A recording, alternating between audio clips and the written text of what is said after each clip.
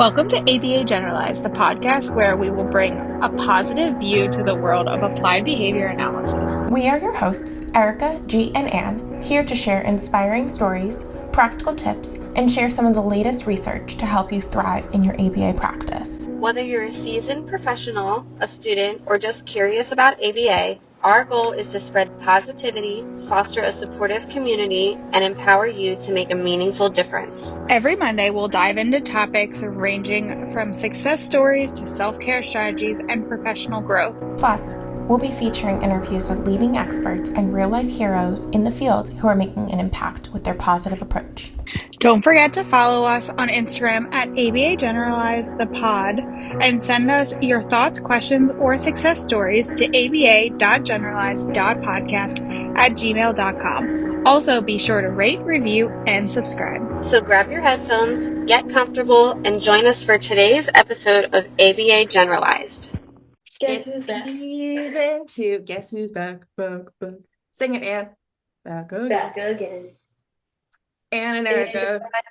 Back. Without G today. Okay, I'm done. But so, like I said, we're unfortunately without G today, but it's Erica.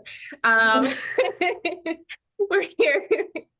We're here to start off. Clearly, we have not changed between season 1 and season 2. We're still going to be our goofy selves. And without G, we kind of break some rules that G has. Sorry, not sorry. Don't tell on us, please, even though she's gone. So we're here today. We're here today to start off with mans. All right. So Anne, what in the freaking world is a mand? Okay, so a mand is a request. Think of it as, so it's, is it the root word? The root word, so think of demand, reprimand, command, and then you just said mandatory. That's yeah. So like when we were preparing to come on, we were looking through some of our materials to see if what else we needed to kind of pull from. And so I actually pulled up my BBMAP guidebook, and it also has the protocol to help as a bookmark right now. But I pulled up the guidebook, and the first thing that came to the page was an overview of the 16 milestone domains of the BBMAP. And it starts with mans, obviously, because we always start with manned training, and we'll get more into that. But so it basically says Skinner in 1957 selected the term manned because it is conveniently brief and is similar to the common English words command, demand, reprimand, and mandatory. What? Like, I mean, Anne and I were both like kind of baffled to even hear the word mandatory. mandatory. Yeah. But like, it makes sense. It does. No, it does. It's like you have to do, like I'm telling you that you have to do this. So think of it when we're teaching this to our clients and our students, positive replacement behaviors. What do we want them to say? What do they need access to or escape from? They need to tell us that. Like, it's not in the form of a question. It's, I need this, I want this, it's they're commanding that like what they need right now is mandatory, like in a sense. So it really makes sense. Even like a reprimand, if they're telling us to stop, it just like it all made sense. I feel like we're both pretty mind blown right now, just from like the mandatory part, because we both, Anne and I have been BCBAs for, you're coming up to your 4 years as well.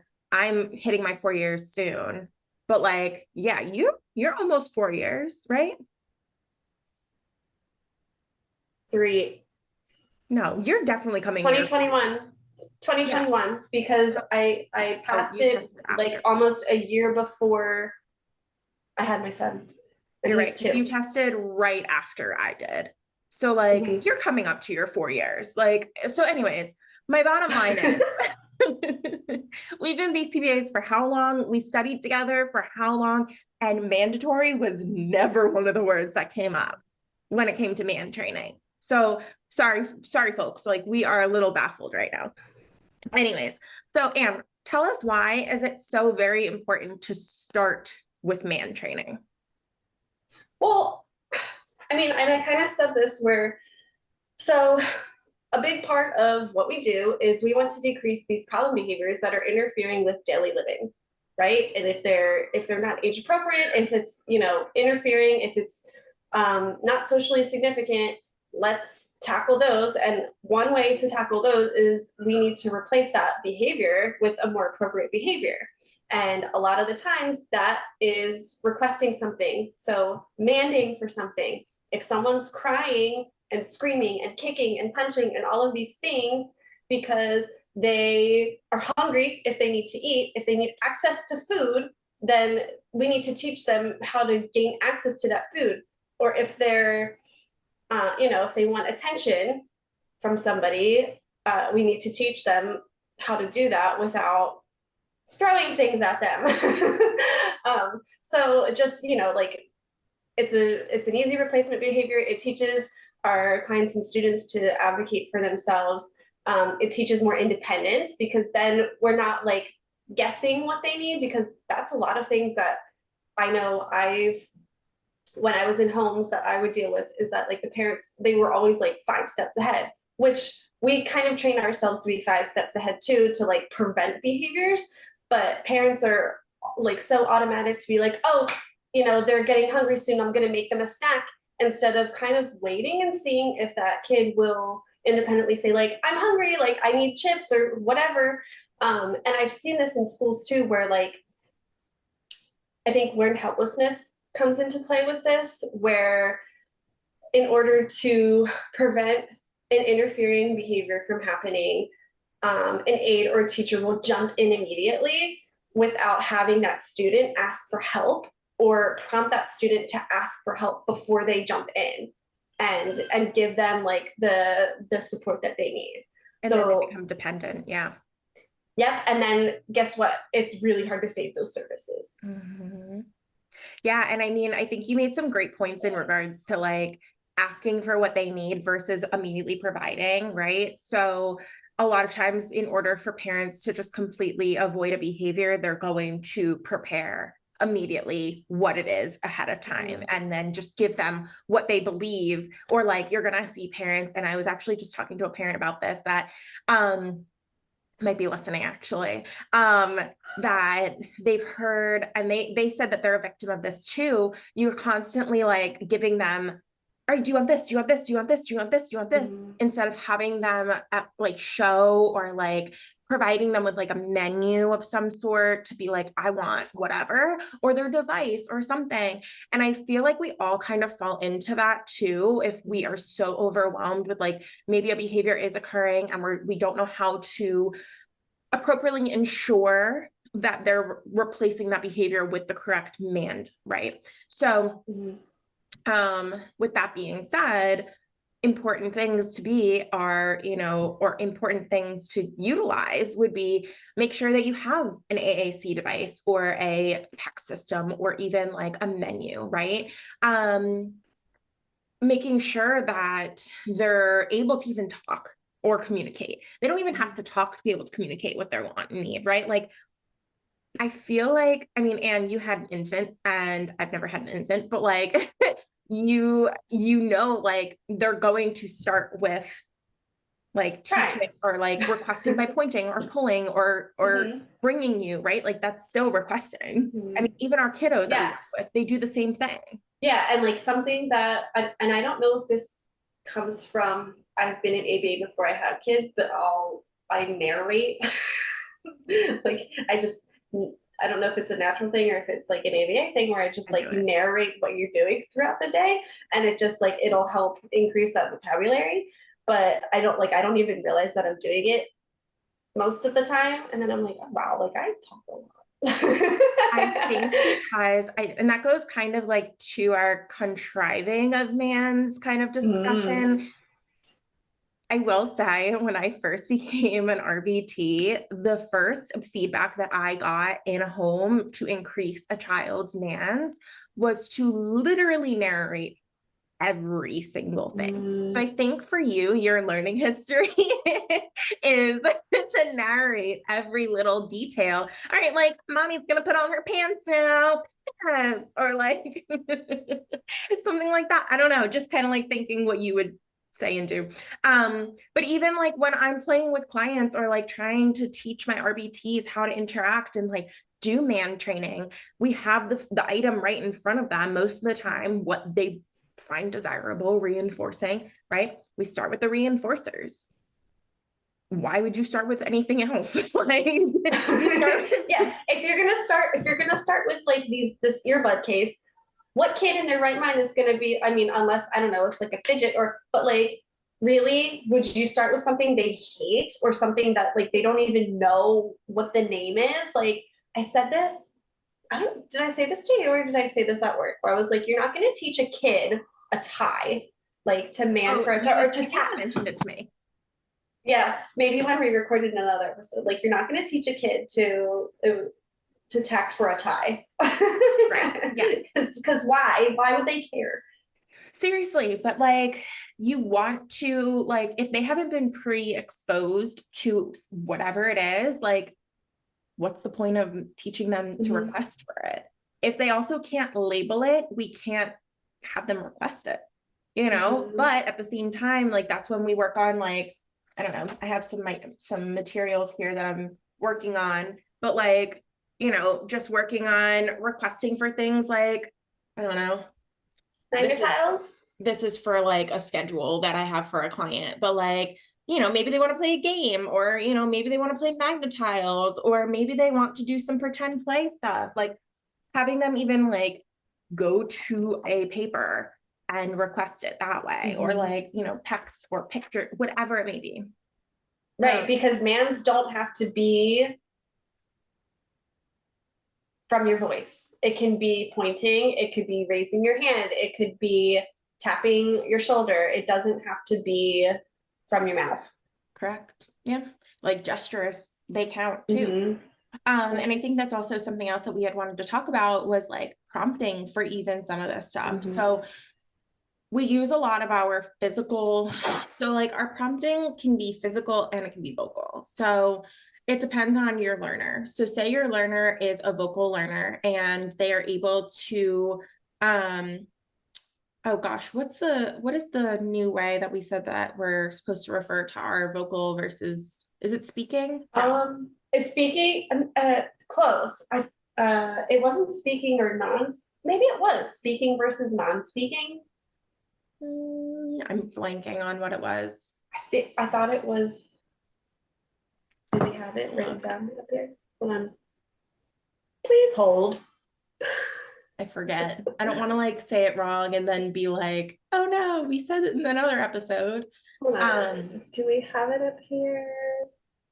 I don't think it's in.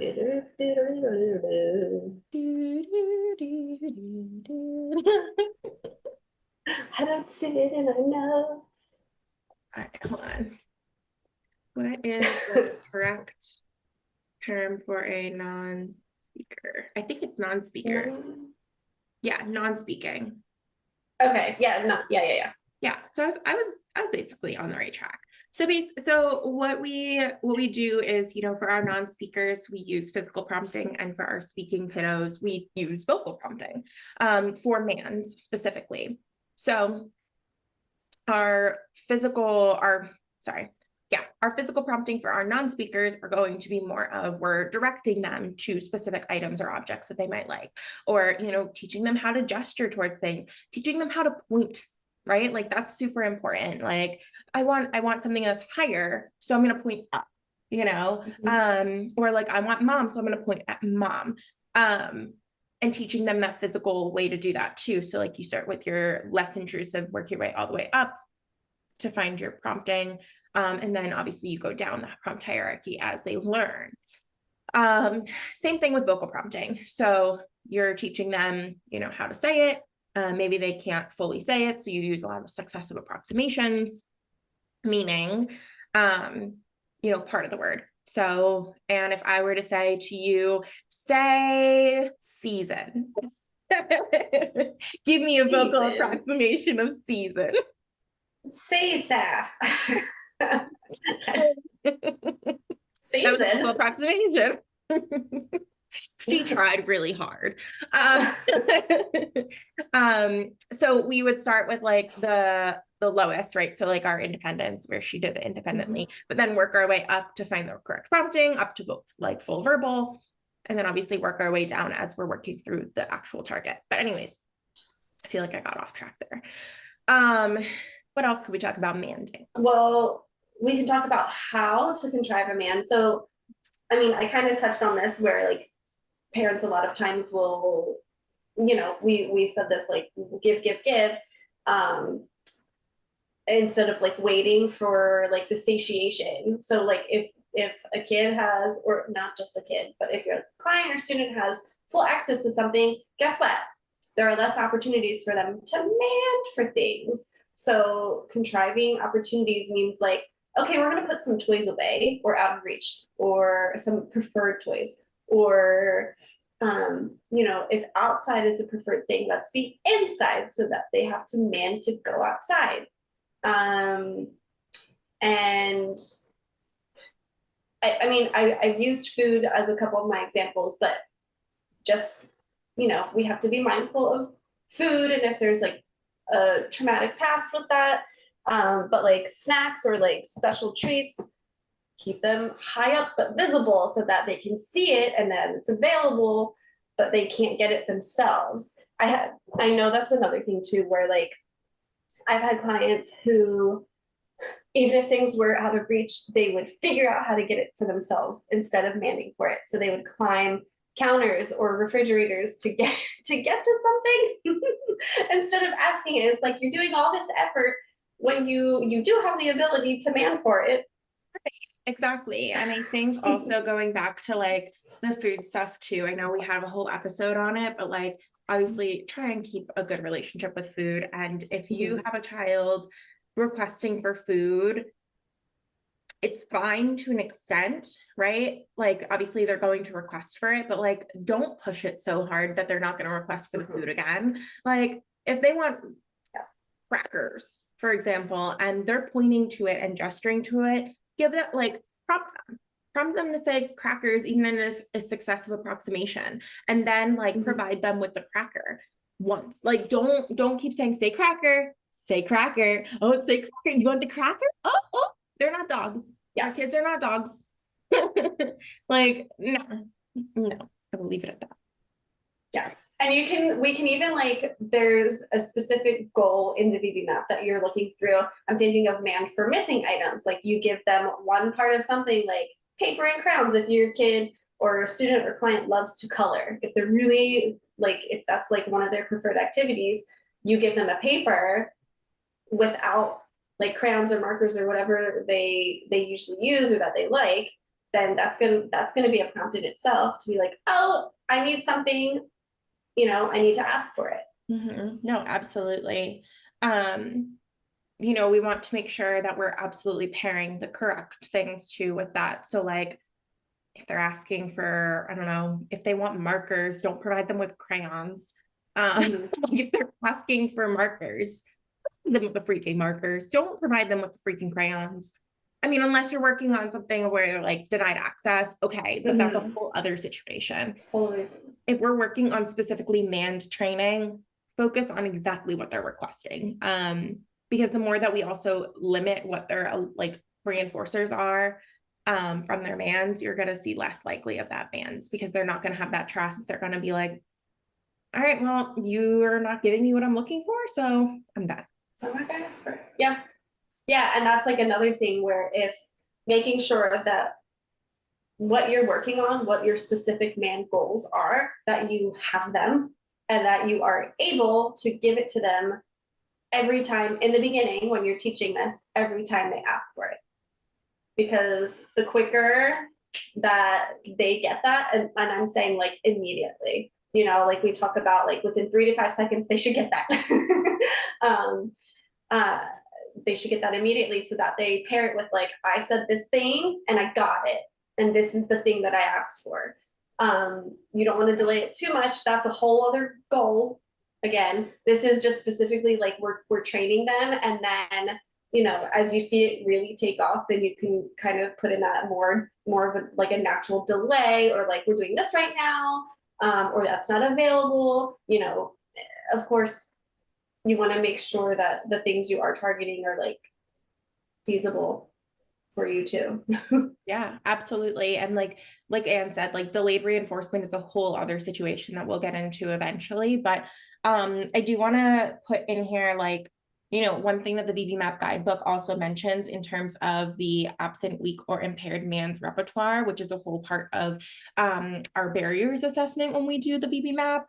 It talks about how, and we kind of touched base on this too, the interaction of giving or removing any sort of mand, like, you know, they're requesting for something to be like stopped or escape from something. So like mands don't always have to be that you're giving something. It could be that you are removing or taking away something as well. So like requesting for escape of some sort instead of engaging in a tantrum or throwing things. It should match the function of whatever that behavior is. So it can be access to attention, access to tangibles, escape, or sensory. You got it. Yeah.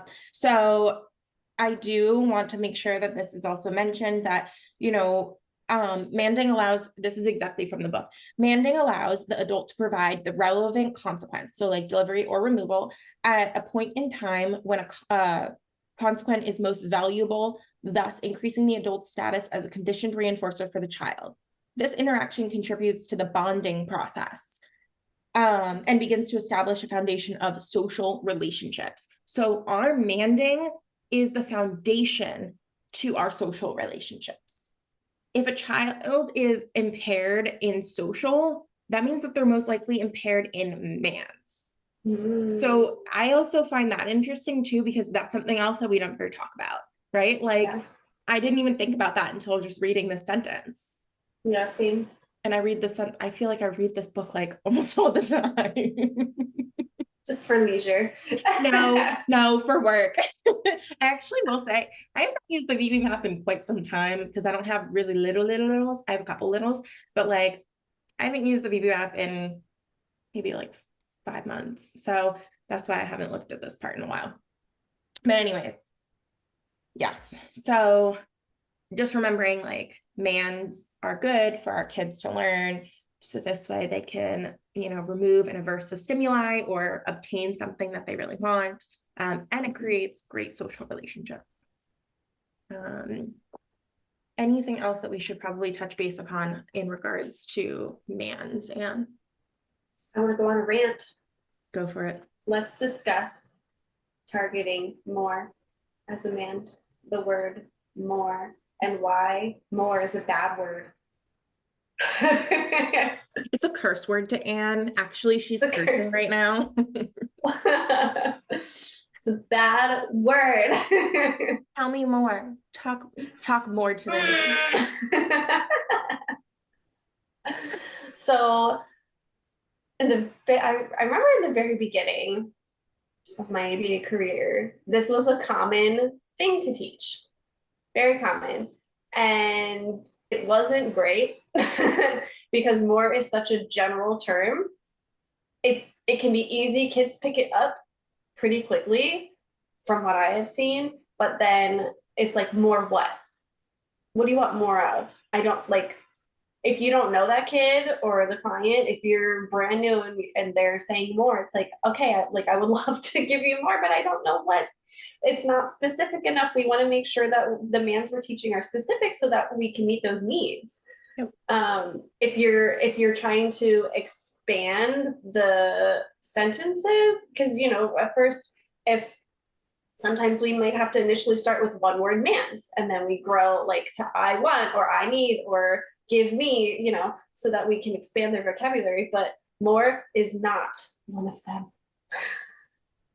No, and I definitely I was falling into that trap too for quite some time when I was a tech, because you would have you have a pile of goldfish and a kiddo is so hungry, they want their snack. And like I said, we don't want to use that as like our man training, but sometimes we give them some of it and then we ask them for some more of what we're, you know, we want them to request for it, because you're already like, oh, well, like you have a nice pile there. It looks like you have about half the bag of goldfish. You're not typically one to finish all the goldfish, so I'm going to hold on to the rest of it. So it's not that you're taking away their like necessities. You are just kind of giving them the portion that they typically engage in, or whatever the situation might be. So say you have a kid with goldfish, for example, and they know how to request for goldfish, but they say want more. Okay, more goldfish, more music that's playing, more sitting, more break. Like more could mean so many things, because there's so many activities going on right now. Maybe someone just walked into the room. More of them. Do you want more of like time looking out the window because you were just looking out the window? Like what do you want more of? So it's always really important to, if you're going to teach more, pair it with the word, like the specific word. So like more fish. Yes. Or like more window or more person, whatever it is. And using carrier phrases. So like you don't want to always say like I want, but you want to say like need, or can I have, or may I have, or any of those things, like just expanding the repertoire of the sentences and making them longer, because we obviously don't want them to be robots and being like, I want more, I want this. And that's what I've seen too with the I want, is like, it's a very common carrier phrase, but it doesn't make sense all the time. I want all done. Oh, let's fix that. I have a kiddo right now that is working on his AAC device, and will completely, I think it's part of just like his muscle memory at this point, because they're all like in a row on his device. He goes, I want more help, all done. Oh, so just all of them. All of them. All of the above. We're like, okay, buddy, pick one of them. You know what you're like, relax, it's okay, like take a second. And then we like prompt him again. Okay, what do you want? I want all done. Great. All done. Okay. All done is one of those two where it's like kind of like more, because but at the same time, if you're engaging in a task that's like really tough and they're working on it and they want to be all done and they're showing signs for all done, you obviously want to teach them to request for being complete with the activity. Because the more aversive things that you provide them, the less likely they are to work with you, and the less likely that they are to probably engage in getting the reinforcer at the end of the day. Because if they're not going to complete the task and they're going to have behaviors instead, and they're getting reinforced the behavior, they're not going to do your task, and they're also not going to get the original reinforcer. There's my soapbox, sorry. I also think that it's important to talk about the escape, demanding for escape, and how at first, you know, like we said, you want to give access, as long, like however many times they're asking for it. Same thing with escape. And I know it could seem like nothing's getting done during that time where they're like, I'm all done. Like you do one question, all done. Okay, let's go do something else. You can always bring them back to that activity if it's, you know, if it's something that you're like that's in your program that you're collecting data on. You still want to teach like the DTT stuff, flashcards matching, all that's important. Manning should come first. It should come first in the programming, especially when you're starting off and teaching those mans. And if they can't man, when you first meet this kiddo, if they cannot man, talk to speech. Try and figure out what the best mode of communication is. Talk to the parents. Figure it out, because the quicker you can figure out the mode of communication and get something together, the quicker you're going to see the decrease in maladaptive behaviors. If it's, you know, access maintained, or even sometimes it's attention maintained, depending if they want a specific person, or even if it's escape maintained, or like honestly, if any of the functions that I think about it, right? Like, I don't know why I'm being silly. All of the functions.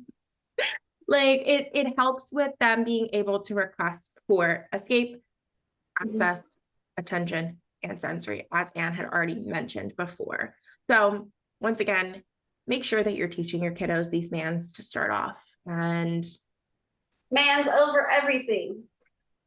Make that into a shirt. I mean, we probably could. We probably could make that into a shirt. Probably already It's is a a shirt, run- let's be real. It probably is. It probably is. But so many fun things and exciting things to come with ABA Generalized. So we are about to sign off, but want to mention that we have some great things that we're going to be discussing, such as the RBT competency. So anything related to that, we're kind of going to be going through this season and discussing a little bit more in depth of what everything means. That's why today we started with MANS, because you always start with MANS, always.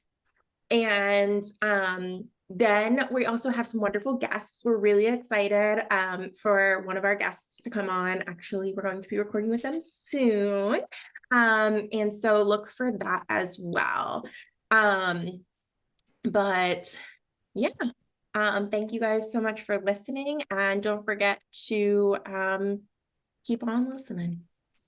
That's all I got for you today. And do you have anything else that you want to add? Nope, I'm all done recording. Oh man, we're gonna have a great season. ABA Generalized, the podcast, is not providing professional advice.